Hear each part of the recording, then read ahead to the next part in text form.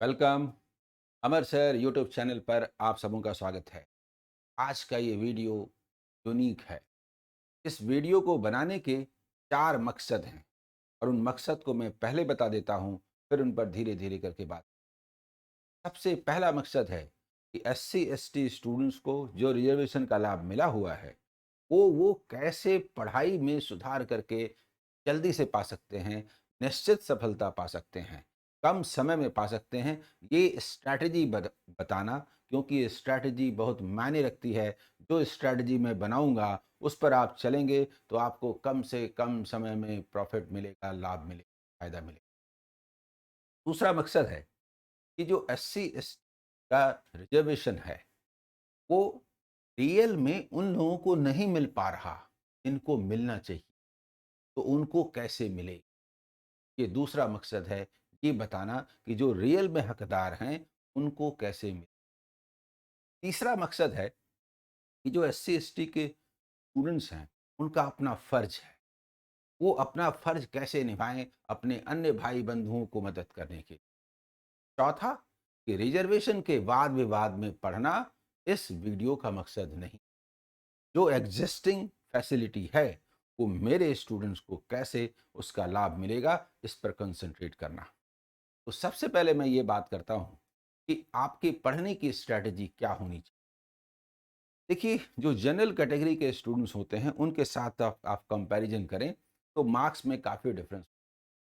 General के students को भी मैं ये कहता हूँ, कुछ क्वेश्चन को पिक करके छोड़ दें। जैसे 35 क्वेश्चन का सेट होता है, तो मैं उनको कहता हूँ कि 5 क्वेश्चंस को पिक करके छोड़ दें, 30 का टारगेट हो। फिर भी बहुत सारे स्टूडेंट ये बात नहीं सुनते और उन्हीं क्वेश्चंस को बनाते रहते हैं। नतीजा होता है कि इसको 20 पार करना मुश्किल हो जाता है जनरल कैटेगरी वाले को। एसटी स्टूडेंट को जो रिजर्वेशन है, के कारण उनका कट ऑफ कम होता है। इसकी लंबी वजह है, ऐतिहासिक वजह है। लंबे समय तक दबे कुचले रहने के कारण उनका विकास नहीं हो पाया है। इसीलिए तो उनको रिजर्वेशन देने का आधार बनता है। तो वो किस तरह से इसका फायदा उठा सकते हैं? तो ऐसा है कि जब जनरल कैटेगरी वाले को मैं कहता हूँ 5 क्वेश्चन छोड़ दीजिए, तो आपको मैं कहता हूँ 10 क्वेश्चन।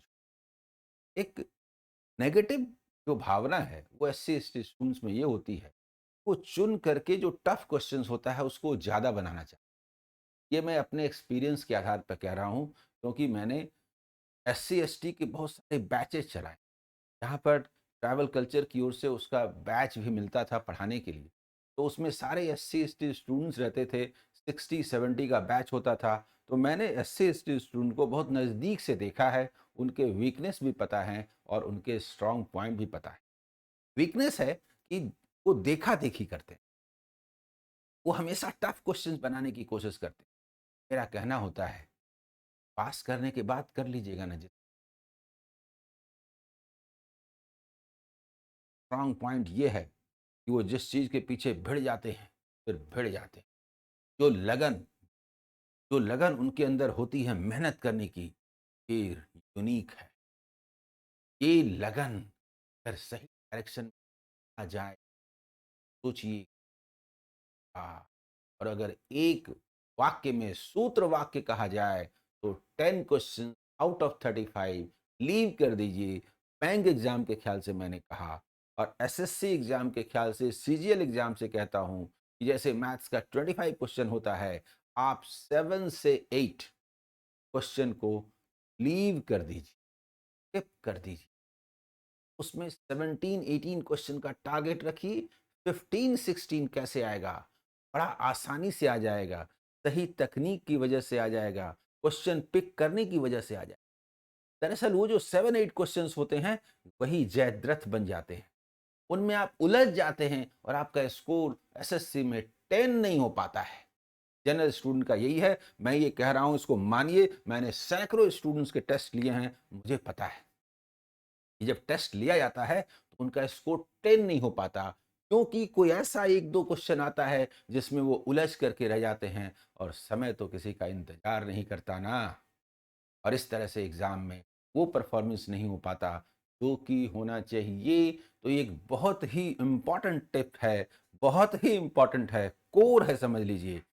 आपको लीव करना है। बैंकिंग के 35 क्वेश्चंस के मैथ्स के पेपर में 10 को हाथ नहीं लगाना है। 25 के लिए आप सोचेंगे 20 कैसे आएगा। पहले अटेम्प्ट में आप पास करेंगे, फर्स्ट अटेम्प्ट में आप पास करेंगे। अगर आपने 10 क्वेश्चंस को लीव कर दिया, लेकिन ये आसान नहीं होता है, क्योंकि क्वेश्चन को देख के लगता है ये परसेंटेज है, मुझसे कैसे नहीं बनेगा, परसेंटेज नहीं बनेगा, आते हैं आज हम फैसला ही कर लेते हैं। और आपके एग्जाम का फैसला हो, वो मोहनी सूरत लिए हुए परसेंटेज का क्वेश्चन आपको घुमाता रहता है, और जब आपका समय ही पार हो जाता है तो समझ में आता है कि बेकार वहां पर फंसे हुए। ये एक बड़ी बात है। पिक करना और लीव करना आसान नहीं होता।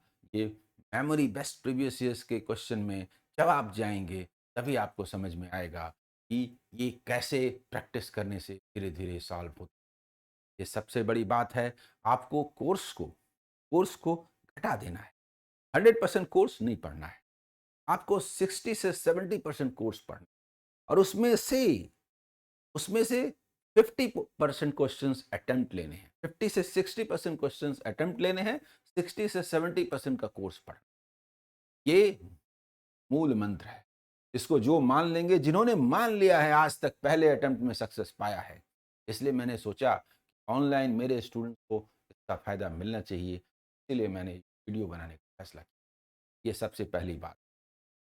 पढ़ने में हमेशा ही 70% से ज़्यादा आपको नहीं पढ़ना है, और क्वेश्चंस में जो अटेम्प्ट लेना है 60% से ज़्यादा अटेम्प्ट नहीं लेना है। ये इन जनरल मैंने कहा। बाकी जो लेवल ऑफ डिफिकल्टी है उसके आधार पर क्वेश्चंस ऊपर नीचे हो। ठीक है। दूसरा, एक बहुत इंपॉर्टेंट, एसटी को रिजर्वेशन दिया गया। रिजर्वेशन पर कोई वाद विवाद नहीं। रिजर्वेशन का लाभ है, और वो लाभ मेरे स्टूडेंट से मिलेगा, इस पर मुझे बात। देखेंगे कि एससी एसटी ग्रुप में सैकड़ों जातियां हैं। आर्थिक आधार तो उसमें है नहीं। बस एससी हैं तो रिजर्वेशन मिलेगा, एसटी हैं तो रिजर्वेशन मिलेगा। एसटी की तुलना में एससी की बहुत ज्यादा जातियां हैं। जब विश्लेषण करेंगे तो आपको पता चलेगा, एक, कुछ जातियों ने इस पर अपना प्रभुत्व जमा लिया है, और दूसरा, उन कुछ जो ऊंची जातियां हैं एससी के अंदर, उसमें से भी धनी लोगों, एक व्यक्ति के 4-5 बच्चे होते हैं, सभी डॉक्टर इंजीनियर हो जाते हैं या सिविल में चले जाते हैं, फिर उनका स्टेटस ऊंचा उठ जाता है, और फिर उनके बच्चे सारे लाभ हड़प लेते हैं। और आम 99% जातियां ऐसी हैं जिनको कोई लाभ वाभ नहीं, और 99% पॉपुलेशन ऐसा है जिनको कोई लाभ नहीं। एससी एसटी स्टूडेंट्स का ये फर्ज है, और मैं भी अपना कर्तव्य समझता हूँ कि इसका लाभ रियल में उन लोगों तक। ऐसी जातियां जिनकी आर्थिक स्थिति अच्छी नहीं है, ऐसे लोग जिनकी आर्थिक स्थिति अच्छी नहीं है, वो तो अपने बच्चे को पढ़ा तक नहीं पाते, प्राइमरी नहीं करा पाते, मैट्रिक नहीं करा पाते, क्लास 10 नहीं करा पाते। वो आईएएस आईपीएस क्या बनेंगे, वो बैंक पीओ क्या बनेंगे, जहां पर कम से कम ग्रेजुएशन चाहिए। बताइए। तो हमारा कर्तव्य क्या होना चाहिए? हमारा कर्तव्य होना चाहिए, और स्पेशली एससी एसटी स्टूडेंट का कर्तव्य होना चाहिए, कि जो समाज के सबसे आपके दबे कुचले लोग हैं, उनको पहले पढ़ने के लिए प्रेरित। जब आपको जॉब मिल जाए तो आप टारगेट बना लीजिए कि आप उनके लिए काम करेंगे। उनको पढ़ने के लिए पहले पहले प्रेरित कीजिए। यदि वो पढ़ेंगे नहीं, आप जानते हैं क्लास 8 तक तो फ्री कर दिया गया है, मिड डे मील भी चलता है, इसलिए भी आकर्षण होता है। तो सरकार की नीतियां इस मामले में आपको मददगार हैं। 8 तक तो वो पढ़ ही सकते हैं। उन बच्चों को पहले पढ़ने के लिए प्रेरित कीजिए, क्लास 8 तक पहले पढ़ने के लिए प्रेरित कीजिए। उसके बाद वो 10th कैसे पास, कम से कम क्लास 10 पास कर लेंगे तो बहुत सारे सर्विस के द्वार उनके लिए खुल जाएंगे, और तब वो इंटर कैसे करें, ट्यूशन कैसे, हेल्प कीजिए। सबसे बड़ा उपकार, सबसे बड़ा परोपकार यही। किसी को दान देने की जरूरत, किसी मंदिर मस्जिद गिरजाघर को दान देने की जरूरत नहीं है। दान देना है तो शिक्षा का दान दीजिए। उन लोगों को आर्थिक रूप से मजबूत बनाइए, जिससे वो शिक्षा प्राप्त कर सकें। इससे बड़ा कोई दान नहीं है। ये तो मैं सारे ही लोगों से कहूँगा, जनरल स्टूडेंट से भी कहूँगा कि वो भी जो गरीब एससी एसटी के लोग हैं, उनकी मदद करें। लेकिन स्पेशली जो एससी एसटी स्टूडेंट्स हैं, वो अपने भाई बंधुओं की मदद, उनको शिक्षा कैसे मिलेगा ये सोच लें।